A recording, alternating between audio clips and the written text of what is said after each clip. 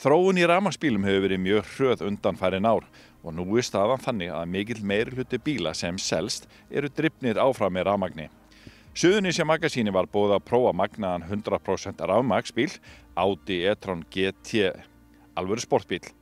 Það var erfitt að neita slíku tilboði en við buðum Sverri Gunnarsinni eiganda bílakjarnans í Reykjanesbæ, umboðsaðala Heklu á Suðurnesjum með okkur og spurðum hann út í þróunina í rafmagnsbílum og hversu hagkvæmt það væri að aka á rafdrifnum bíl.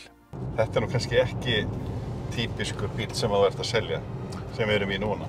Nei, þetta er svo sem kannski ekki neinn hraðsöluvara, það er ekki hægt að segja þannig, en þetta er virkilega skemmtilegur sportbíl, ef við getum leyft okkur að nota það orð þetta. Þannig að það eru ekki margir hérna í Keflavík allavega svona, eða er enginn. Þannig að þetta er svona aðeins öðruvísi heldur en gengur og gerist. Þannig að en skemmtilegur er hann, eitthvað síður.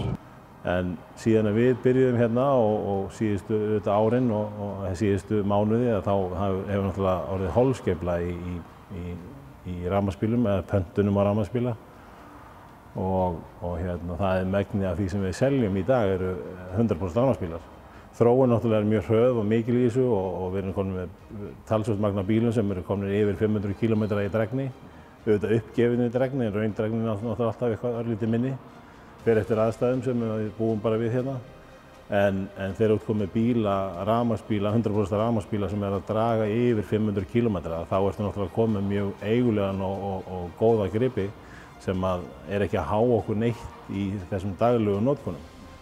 Þannig að bílasalan hérna hjá okkur hefur farið mjög vel á stað og miklu betur heldur en við þorðum að vona. Og já, fyrir einstaklinga og náttúrulega fyrirtæki sem er að kaupa sér bíla. Það er að spara fullt af peningum í eldsneytissparnaði. Já, sko við sjáum það náttúrulega bara þegar við förum að rýna tölunar, rauntölur að rekstrarkostnaður á rafmagnsbílum er náttúrulega kannski 1,50 af rekstri á venjulegum bíl, sko. Þannig að það þetta sjálfsögðu farið að taka verulega mun, þú finnur verulega mun á því í heimilisbókhaldinu. Plús það að mörg og flest fyrirtæki hafa það bara stefnu sinni að fara eingöngu í rafmagnsbíla, 100% rafmagnsbíla. Svo framalega sem að þeir eru sko, að henda þeim í þá starfsemi sem þeir eru að praktísera í. Sko. Og þá er það bæði af hagkvæmnisástæðum og líka náttúrulega kannski umhverfisáhrif, eða sem allir er að reyna að taka þátt í, með einum öðrum hætti. Sko. Ég held að séum öll að standa í því að reyna að skila þessu betur á okkur heldur við tókum við því. En hvað er þetta mikill sparnaður fyrir svona heimili hjá venjulegu fólki sem að kemur hér og kaupir nýjan skóta eða einhvers konar bíl og skiptir út dísil eða bensínbílum? Svona meðalagst tölur það? Já, við getum sagt að svona rekstrarkostnaður eldsneyti, við getum talað um þetta sem eldsneytiskostnaður, rafmagnskostnaður per venjulegan heimilisbíl sé kannski 3.500 krónur á mánuði, 4.000 kall einhvers staðar, give or take. Þannig að það eru svona tölur sem þú finnur ekki tannilega fyrir. Sko.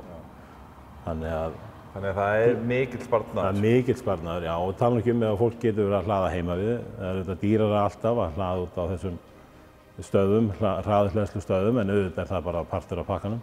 En að geta hlaðið heima við á því gjaldi sem við erum að fá raforkuna á og þá munar þetta náttúrulega talsverðu. Og það svona kannski er erfiðar í fjölbýlishúsum en margir sem eru kannski í húsnæði sem að þú getur hlaðið, þá náttúrulega gengur það. En svo náttúrulega er mikið líkum það að fjölbýlishús og húsfélögin, þar eru náttúrulega stíga þetta skref að leggja fyrir hleðslustöðvum og taka það á sinn kostnað sjálfsögðu. Og svo er þetta tengt bara inn á hvern mæli fyrir sig. Sko.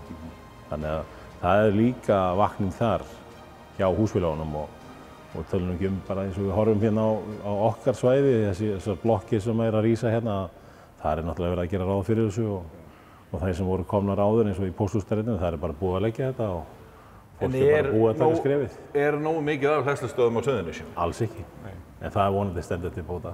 Já, Þetta baráttan við innviðina sem að... Já, ég held að það sé náttúrulega að spila stóra rullu, það að innviðirnir eru ekki nógu góðir. Ég kannski ekki dómbara það hvort að raforkan sé til staðar. Það eru fróðari menn en ég í þeim málum en ég vona að það sé svona á næstu árum allavega talsverð aukning í því að það verði hægt og betra aðgengi að svona alvöru hleðslustöðum. Það svona ýmsar væringar, getur við sagt, hjá stjórnvöldum varðandi þessi mál. Já, ég held að þeir stjórnvöld náttúrulega spila stóra rullu þarna. En rafmagnsbílar hafa náttúrulega ekki, eins og flestir vita, náttúrulega ekki borið nein vörugjöld. Nánast engin bifreiðagjöld, einhver 5–6 þúsund krónur tvisvar á ári sem er náttúrulega ekki neitt. Þeir eru virðisauka skattsfrjálsir upp í 6 milljónir fyrir hreina rafmagnsbíla.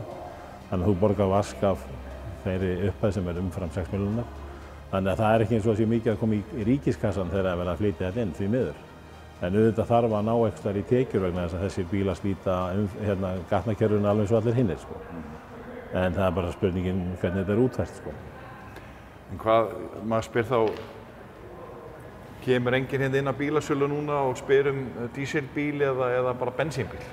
Jú, þeir eru náttúrulega alltaf einn og einn sem að gera það en mikill meirihluti hér hjá okkur allavega í nýjum bílum eru að fara í rafmagn. Og það sem af þá erum við búin að, þeir bílar sem við erum búin að afhenda, það er 70%, 100% rafmagnsbílar. Já. Og 20% í dísel og restin í blending eða bensín. Og þeir bílar sem eru í pöntun, 80% af þeim eru 100% rafmagnsbílar. Já. Þannig að áhuginn hjá almenningi og fyrirtækjum er klárlega í þess átt. Það hefur oft verið sagt svona gegnum tíðina að Keflavík og Suðurnesin væri svona mikill bílasvæði, mikill bíladella á þessu svæði. Oft alls kyns bílanöfn komið hérna upp svona sem að tengjast svæðin einhvern veginn, en það hefur verið mikill svona bílaáhugi.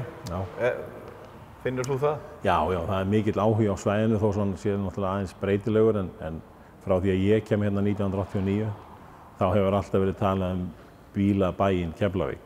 Og einhvern veginn hefur maður dottið inn í það og hefur bara haft gaman að því og búin að vera viðriðin bíla öll þessi ár með einum öðrum hætti. Eru breytingar hjá þér í máluninni og réttinga því dæmi öllu? Það var náttúrulega mesta breytingin þegar við fórum yfir í vatnið á sínum tíma.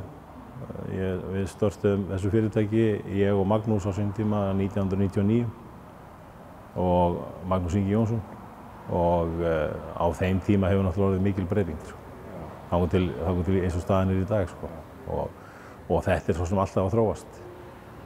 Jákvæð þróun? Já, allt saman, allt í rétt átt.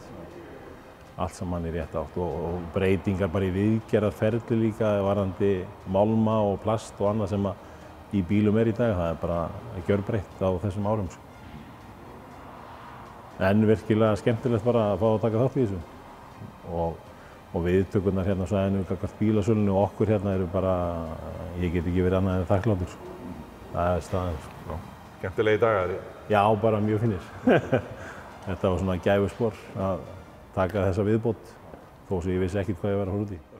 Með akstur, finnst þér eitthvað öðruvísi að keyra? Rafmagnsbíl heldur en bensín eða dísel? Já. Það eru þetta snerpar sem spilar mikið inn í þarna og þeir eru miklu meira kvikk heldur en bensín eða dísel. Þannig að manni finnst þetta voðalega skrítið fyrst til að byrja með hvernig þeir að keyra þetta. En það er mjög fljótt að vinnast og þegar maður er búinn að vera á þessu í 1–2 daga þá vill maður ekki fara tilbaka.